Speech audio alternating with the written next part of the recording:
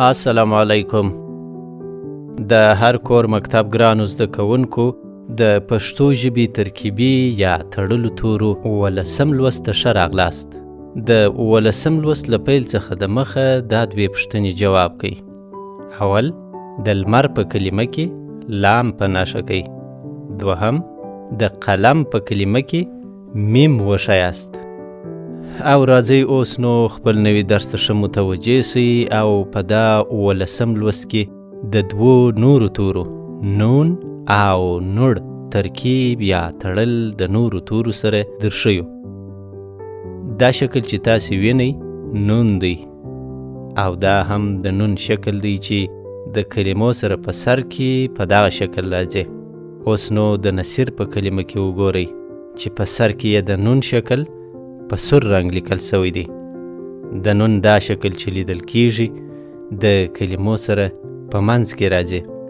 د دې مثال ته د منی په کلمه کې وګورئ چې نون په سور رنګ لیکل سوی دی او د نون دا شکل چې لیدل کیږي د کلمو سره په پای کې راځي.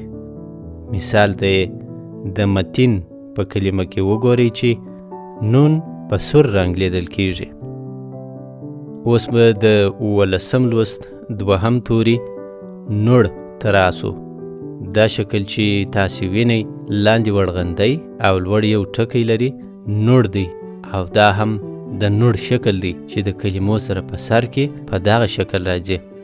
اوس نو د رڼکۍ کلمې ته وګورئ چې په سر کې د نوړ شکل په سور رنګ لیکل سوی دی. د نوړ دا شکل چې لیدل کیږي د کلمو سره په منځ کې راځي.